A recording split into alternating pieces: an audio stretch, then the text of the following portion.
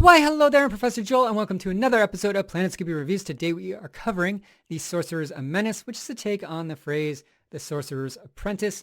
And this episode originally aired on December 22nd, 1979, and it is episode 14 of Scooby-Doo and Scrappy Doo. This episode sees the gang at a magic show at a fancy hotel in Atlantic City, where they encounter the ghost of the Great Haldane. Not much trivia for this one, other than there's no mystery machine. Scooby Snacks don't seem to be appearing in this season either. I guess Scooby and Shaggy don't require the extra incentive to run into danger when they have Scrappy doing it for them. Anyway, enough of my jibber jabber. Let's get on with the review.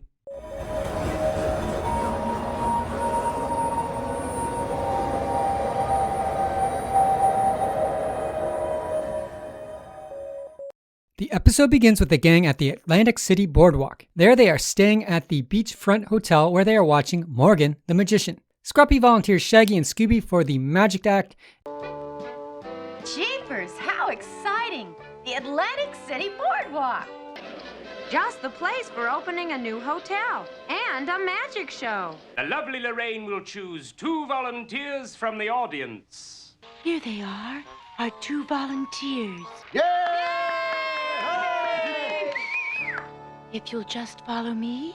And during the magician's performance, where he is making a valuable black pearl of Tongale disappear, his former teacher, the Great Haldane, shows up in ghost form and accuses him of stealing his magic act. The Great Haldane also puts a curse on Morgan, the magician, before disappearing off the stage. The famous Black Pearl of Tongale, which has been on display in the hotel lobby. And now to make the Black Pearl disappear. No, Morgan, it's my illusion, the one you stole from me. It's the ghost of my old teacher, the Great Haldane. From this time on, all your attempts at magic will be cursed. Beginning with the Black Pearl. The Black Pearl has also been stolen out of its locked box, and a mysterious gray powder is dusted inside. The hotel security guard goes off to report the theft to his manager, and Morgan's female assistant, the lovely Lorraine, heads off to bed. What could the ghost of the Great Haldane do to me? It could scare away all our audience. Your assistant's right. It looks like the show's over, for tonight anyway. Then I guess we'd better return the Black Pearl to the security guard. May I have the keys, please? Oh no! The pearl, it's gone! There's nothing inside this box except little pieces of wood. Look at this gray powder. It's just ordinary dust.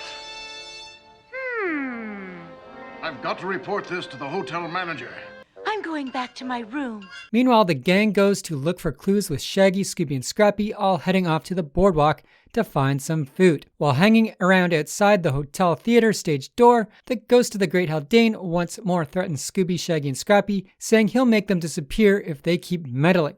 But I warn you, my magic is powerful. Meddle in my affairs and you will disappear like the pearl. Freddy and the girls show up and they all run into Conrad the Conjurer. Morgan and his assistant turn up and Morgan complains that Conrad has been cutting into his profits by competing against him with his magic show on the boardwalk. I got that mean old ghost. Magician, you little troublemaker. Conrad the Conjurer, at your service. The show's over, Mr. Conrad. What are you doing here now? That's what I'd like to know. Conrad has another magic show down the boardwalk. Ah, your show may be flashier, but my magic's better. We can discuss that outside, away from my special equipment. Everyone goes off looking for clues once more, and once again Scooby, Shaggy, and Scrappy run into the ghost of the Great Haldane. Meanwhile, Velma finds Morgan's gold pendant, which turns out to be some sort of musical instrument. Now you'll pay for your meddling. Morgan's dressing room. I thought Shaggy and the dogs were in here. From the looks of things, they were. Wow, what a mess. Looks like the only thing they didn't touch was Morgan's gold pendant. Jeepers, it's musical. Outside in Monster Alley, Shaggy, Scooby, and Scrappy continue to be chased by the Great Haldane. I've got you now. I'll teach you to interfere with the Great Haldane. The chase continues into the theater, where they figure out that he's a projection after Scooby and Shaggy are fooling around in the lighting booth. Hey, look at that view. You could see everything from up here.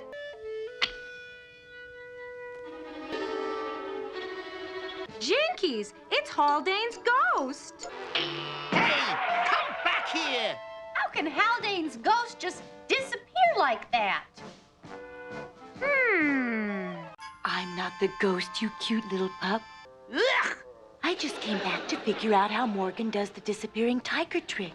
But now even my own assistant is spying on me. I'm afraid I'll have to ask you all to leave. We'll just have to look for clues on the boardwalk.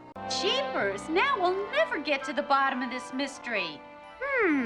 Maybe we will after all. This is all beginning to make sense now. Velma sets a trap using a fake black pearl, and eventually the Great Haldane is caught. Velma and Freddy figure out the gray powder found in the bottom of the box from the first magic trick was tiny fragments of glass, meaning the real pearl was swapped out. Only one person could make the switch, and that was Morgan the Magician. Using his gold musical pendant, he was able to shatter the fake glass pearl using sound waves, all while hiding the real black pearl inside his robe. Nice work, kids. But where did you find another black pearl? The same place Haldane's ghost did, on the boardwalk, at the glass blower's booth. Our clue was the gray powder in the bottom of the box. Right. It wasn't dust at all, but tiny fragments of glass. We realized that the real pearl had been replaced by a glass copy. Morgan the Magician. No? This is what happened to the glass pearl in the box.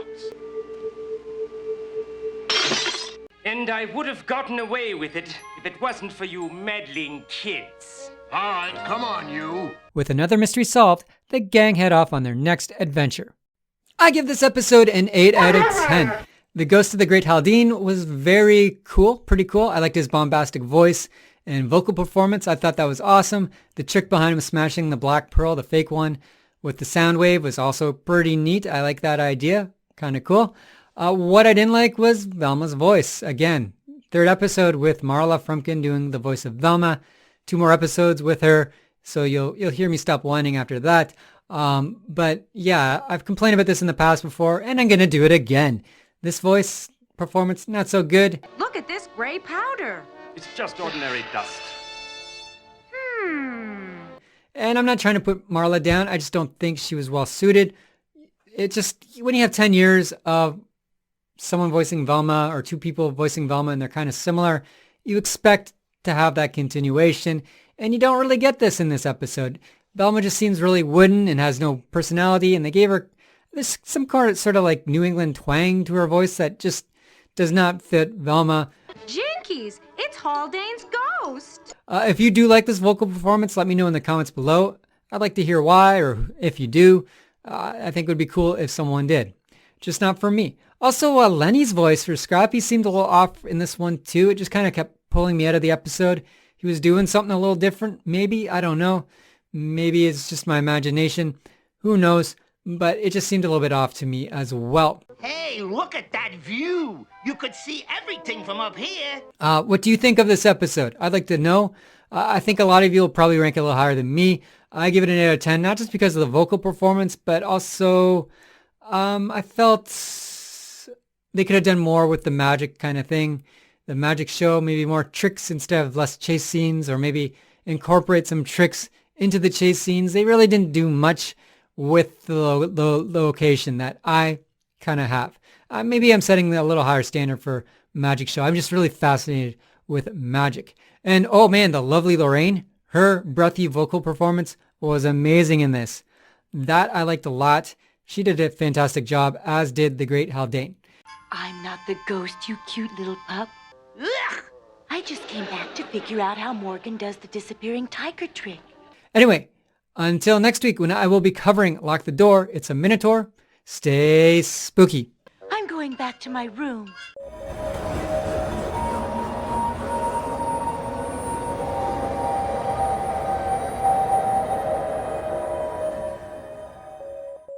And I would have gotten away with it if it wasn't for you meddling kids. All right, come on, you.